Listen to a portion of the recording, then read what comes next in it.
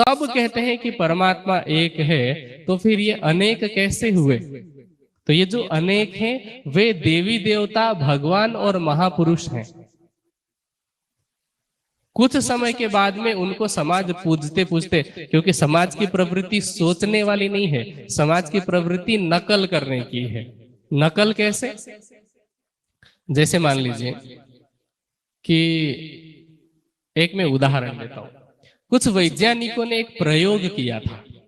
उस प्रयोग में क्या था कि 4 बंदरों को पकड़ करके लाया गया और एक कमरा तैयार किया गया, अंडरग्राउंड जैसा कमरा था।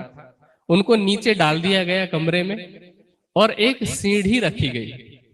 सीढ़ी में ऊपर की तरफ सबसे ऊपर कुछ फल रखे गए, कुछ केले रखे गए। और क्या किया, बंदर तो फल के प्रति आकर्षित होंगे, लेकिन जैसे ही एक बंदर उस फल को खाने के लिए चढ़ता था तो जो लोग ऊपर से निगरानी कर रहे थे वो सभी बंदरों के ऊपर ठंडा पानी फेंक देते थे। अब क्या हुआ, पहली बार जब ठंडा पानी पड़ा तो बंदरों ने सोचा कि पता नहीं क्या बात है। जब 2-3 बार ऐसा हुआ कि कोई वो केला खाने के लिए, केला लेने के लिए चढ़ रहा है तो ठंडा पानी डाला जा रहा है, तो अब सब लोगों ने चढ़ने से इनकार कर दिया, कोई चढ़ नहीं रहा है। फिर क्या किया कि एक बंदर को, उन 4 में से एक बंदर को बाहर निकाला गया और नया बंदर डाला गया। अब नए बंदर को तो पता नहीं है रूल क्या है। नया बंदर जैसे ही चढ़ता था उस फल को खाने के लिए, अब पानी नहीं डाल रहे कोई, लेकिन पहले के जो 3 बंदर हैं वो उस नए बंदर को मारते थे पकड़ करके। फिर एक और पुराने बंदर को निकाला गया, दूसरा बंदर डाला गया।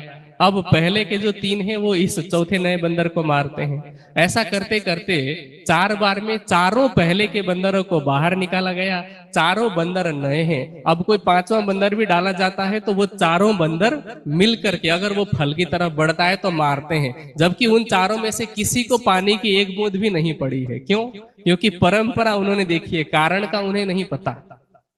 इस तरह से परंपराएं चलती है। एक पंडित जी थे, वो कहीं जा रहे थे, उन्हें एक बिल्ली मिली, बहुत कमजोर सी थी। दयावश वो बिल्ली लेकर के घर पे आए, लेकिन अब पूजा के समय पे वो परेशान करती थी तो उन्होंने क्या किया, नियम बनाया कि बिल्ली को एक जगह पर बांध देते थे और फिर नहा करके पूजा करने बैठते थे। उनका बेटा उस समय छोटा था, उनको पता नहीं था कि कारण क्या है, बस उसको इतना पता था कि पूजा से पहले पिताजी बिल्ली को बांध देते हैं और पूजा करते हैं। अब पिताजी गुजर गए, वो पुजारी बना, वो पंडित बना, तो वो भी क्या करने लगा, बिल्ली को बांध करके फिर नहाने जाता था, पूजा करता था। अब वो बिल्ली जब मर गई तो पड़ोसी के वहां से बिल्ली लेकर के आता था पूजा से पहले और घर पे बांध करके नहाने के लिए जाता था और फिर आकर के पूजा करता था। परंपरा इस तरह से चलती है। ये 2 उदाहरण मैंने इसीलिए दिए ताकि हमें समझने में आसानी हो कि हम किस बात को किस तरह से परंपरागत रूप से ग्रहण करते हैं, कारण का पता किए बिना। तो जिन महापुरुषों का सम्मान होता रहा है, यहां तक कि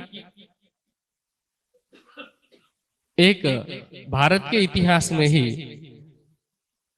सैनिकों का एक इतिहास है, मैंने जहां तक पढ़ा है कि चीन की सीमा में जब उस समय युद्ध हुआ था भारत और चीन का, तो वहां एक जो सैनिक थे, जब सारे सैनिक मारे गए, उस एक ही सैनिक ने अलग अलग जगह पर छिप छिप करके अनेक चीनी सैनिकों को मार ही रहा था। बाद में वो भी शहीद हो गए। तो उनके सम्मान के लिए वहां एक छोटा सा मंदिर बनाया गया है। अब आज भी लोग वहां पर जाते हैं तो उसको एक भगवान का रूप दे करके पूजते हैं, लेकिन वो भी तो हमारी तरह मनुष्य ही रहे ना। हाँ, उनके अंदर एक हमसे श्रेष्ठ गुण था, वीरता का।